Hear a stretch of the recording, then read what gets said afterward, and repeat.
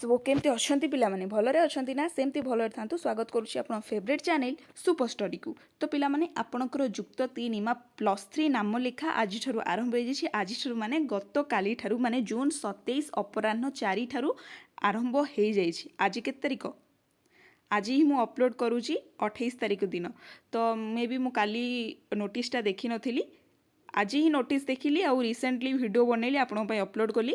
तो देख कौन से कहूची कि ना जुक्त 3 कॉलेज पाठ्यक्रम में नाम लेखा निमंते उच्च शिक्षा विभाग जोटा आपनकर हायर सेकेंडरी एजुकेशन है से विभाग पक्षर विज्ञप्ति प्रकाश पाई मे 27 तारीख अपराह्न 4टारे साम्स वेबसाइट रे आपण फॉर्मटा को अप्लाई करेंगे। जून 10 मध्य आग्रही छात्र छात्री साम्स पोर्टाल को जाई ऑनलाइन माध्यम रे फॉर्म पूरण करेंगे जोटा कि आपणकर केते रहइबो ना 27 मे 27 रु जून 10 मध्य आपणकर पिला माने 3टा मेरिट लिस्ट बाहर। First merit list, second merit list, third merit list 3टा मेरिट लिस्ट आपणकर बाहर। मेरिट लिस्ट माने बुझी पाछन आप +2 रे तो फॉर्म पकई थिबे। फास्ट मेरिट लिस्ट आपण जदी सपोज आपण रेभेन्सा यूनिवर्सिटी रे पढ़िया को चाहूँ but रेभेन्सा cut off now 80% but आपणकर अच्छी केते ना 60%। तो फास्ट मेरिट लिस्ट बाहर जो से 80% रो पिला मानक नब। सेकेंड रे मे बी से 10% ऑफ करिवो 70% बट थर्ड रे से 60% ऑफ करिवो। तो आपण थर्ड मेरिट लिस्ट जाई कौन रेभेन्सा यूनिवर्सिटी में सिलेक्शन हे एटा को कहबा आमे मेरिट लिस्ट। तापर से कौन कहूची ना जून 17 रे प्रथम पर्याय मेधा तालिका प्रकाश पाइबो। केते प्रकाश पाइबो ना 27 रु 10 मध्य मे 27 रु जून 10 मध्य तुम मैंने अप्लाई करिवो एवं जून 17 रे आपणकर बाहरिबो कि आपण एग्जाम रे सॉरी आपणकर आसीची कि नाही। तापर कोन देला प्रकाश पाइबो एवं जून 18 रु 20 मध्य योग्य विवेचित कॉलेज रे नाम लेखाबो। 18 रु 20 मध्य पिला माने आपणकर कोन ना आपण जो माने सिलेक्टेड हेइछंती से मानकर आसी जिवो मेरिट लिस्ट रे आसीजिवो कि तुम मैंने ये सिलेक्शन हो। तो आम e SAMS Odisha sorry Odisha higher education department रे देखिबा सी कौन लिखी देख एटा पिला माने आपनकर देख आसी कौन ना government of Odisha higher education department जोटा आपनकर ऑफिशियली वेबसाइटा अच्छी जाइए सेठी भी आपनकर सेही सेम जिनस देइछि कौन देइछि ना 27 मे रे 4टा बेल ठारू आपनकर आरंभ हो जाइछि नाम लेखा एवं 10 जून भितर आपनकर सेठा कौन ना सब फास्ट मेरिट लिस्ट कथा कहूँ। सेकेंड रे कौन देइछि सेकेंड रे पिला माने आपन को एठी देखौछि कौन कहूँ कि 17 जून ने आपणकर ऑलमोस्ट कौन बाहर जीवो ना फास्ट सिलेक्शन आपणकर बाहर जीवो एवं 17 जून 3टा पर ठारू 20 जून 4टा जाए पिला माने आपणकर एडमिशन हो जीवो से जिनस ही कहूँ।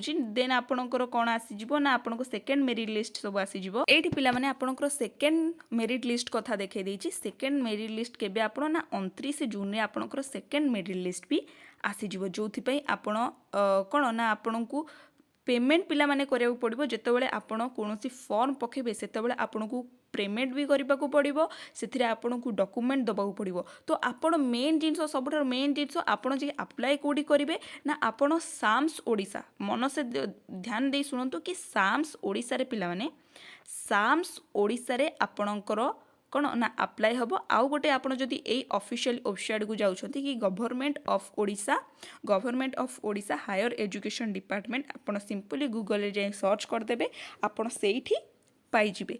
देन आपण पई सब डॉक्यूमेंट कौन दरकार पैसा केते कौन जेनेराल ओबीसी किंबा एससी एसटी पई सब म आपण बतौची। आपण पिला माने कास्ट सर्टिफिकेट ध्यान दे सुनंतु कौन दरकार आपण ए देखंतु कौन दरकार कि आपण को पिला माने कास्ट सर्टिफिकेट दरकार सॉरी कास्ट सर्टिफिकेट दरकार।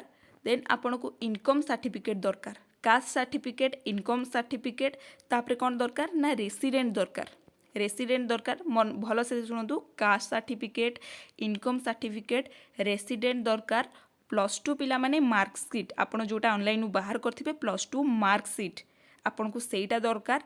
देन आपन को पासपोर्ट साइज फोटो 2टा रु अधिक आपन नेकी जाइथियो पासपोर्ट साइज फोटो लास्ट होची आपन को सिग्नेचर मन रहिला कौन कौन कहली caste certificate resident income +2 marksheet photo 2 ପିସ୍ରୁ ଅଧିକା ନେଇକି ଯାଇଥିବେ ଆଉ ଆପଣଙ୍କର ସାଇନ୍ଟିଏ ଦରକାର। ଏତିକି ଡକୁମେଣ୍ଟ ଆପଣ ସାଙ୍ଗରେ ଧରି କେଉଁଠିକି ଯିବେ ପିଲାମାନେ ନା ଆପଣଙ୍କ ଜନସେବା କେନ୍ଦ୍ରକୁ ଯିବେ। ନହେଲେ ଆପଣଙ୍କ ପାଖେ ଯଦି ଲ୍ୟାପଟପ୍ ଅଛି ତାହେଲେ ଆପଣ ଲ୍ୟାପଟପ୍ରେ ବି କରିପାରିବେ। ଲ୍ୟାପଟପ୍ରେ ତ ଅଛି ଯେମିତି ଆପଣ କରିପାରିବେ, କାରଣ ଫୋନ୍ରେ ଆପ୍ଲାଏ ହେଇଯିବ କିନ୍ତୁ ଫୋନ୍ରେ ଫଟୋ କିମ୍ବା ସିଗ୍ନେଚର ଅପଲୋଡ଼ ହେଇପାରିବନି। ତ ସେଥିପାଇଁ ଯଦି ଆପଣଙ୍କ ପାଖେ ଲ୍ୟାପଟପ୍ ଅଛି ତାହେଲେ ଆପଣ ଲ୍ୟାପଟପ୍ ଘରେ ବସି ବି କରିପାରିବେ। ଏବଂ ଯଦି ଆପଣଙ୍କ ପାଖରେ ଲ୍ୟାପଟପ୍ କିମ୍ବା ଫୋନ୍ ନାହିଁ ତାହେଲେ ଆପଣ ଆପଣଙ୍କ ଜନସେବା କେନ୍ଦ୍ରକୁ ଯାଇକି ସେଇଠି ଆପଣ ଆପ୍ଲାଏ କରିପାରିବେ। ହେଲା, ବାକି ରହିଲା ଫିସ୍ କେତେ, ଜେନେରାଲଙ୍କ ପାଇଁ କେତେ, SC STଙ୍କ ପାଇଁ କେତେ, ଏଇଟା ମୋଷ୍ଟ ଇମ୍ପୋର୍ଟାଣ୍ଟ କି ଫିସ୍ କେତେ ରହିବ। ତ ଫିସ୍ ପିଲାମାନେ ଆପଣଙ୍କର କେତେ ରହିବ ନା ଜେନେରାଲ ପିଲା ଆଉ OBC ପିଲା ଆପଣଙ୍କର ରହିବ 275 ଟଙ୍କା। ଆଉ SC ST ଆଉ ହ୍ୟାଣ୍ଡିକ୍ୟାପ୍ ଯେଉଁମାନେ ରହୁଛନ୍ତି ସେମାନଙ୍କର ରହିବ 175 ଟଙ୍କା, ମାନେ 100 ଟଙ୍କା ଅଫ୍ ରହିବ। ବୁଝିପାରିଲ? ମେନ୍ ଜିନିଷ କ'ଣ ନା ଆପଣଙ୍କର ଡକୁମେଣ୍ଟ ସେଇ ଜିନିଷଟା ହେଲା, ଡକୁମେଣ୍ଟ ହେଲା ମେନ୍ ଜିନିଷ। ସେ ଡକୁମେଣ୍ଟ ଯଦି ନେଇକି ଯାଇନଥିବ ମେ ବି ଆପଣଙ୍କର ଫର୍ମଟା ଆପ୍ଲାଏ ହେଇପାରିବନି। ତ ଆପଣ ଫିସ୍ ମନେ ରଖିଲେ କି ଜେନେରାଲ କିମ୍ବା OBC ଯଦି ଆପଣ ହେଇଛନ୍ତି ଆପଣଙ୍କୁ 275 ଟଙ୍କା ଦେବାକୁ ପଡ଼ିବ। ଆଉ ଯଦି ଆପଣ SC ST କିମ୍ବା ହ୍ୟାଣ୍ଡିକ୍ୟାପ୍ କ୍ୟାଟେଗୋରିର ହେଇଛନ୍ତି ତ ଆପଣ ସେଠି 175 ଟଙ୍କା ଦେବେ। ସେମାନେ ଯଦି ଏକ୍ସଟ୍ରା ପଇସା ମାଗିବେ, ମାନେ ଏକ୍ସଟ୍ରା ତ ଅବଭିୟସଲି ମାଗିବେ କାରଣ ସେମାନେ ଯେଉଁ ପକେଇବେ ତା ପାଇଁ ତ ସେମାନେ ଚାର୍ଜ ନେବେ, ବଟ୍ ସାମ୍ସ ଆପଣଙ୍କର ନେବ ଏତିକି। ସେ ଯଦି କହିବେ ସାମ୍ସ ନେଉଛି ଆପଣଙ୍କର 375 କିମ୍ବା 275 ସେଇଥିପାଇଁ ଆମେ ଚାର୍ଜ କରୁଛୁ, ତାହେଲେ ସିମ୍ପଲି ଆପଣ ତାଙ୍କୁ ଦେବେନି, କମ୍ପ୍ଲେନ୍ କରିବେ।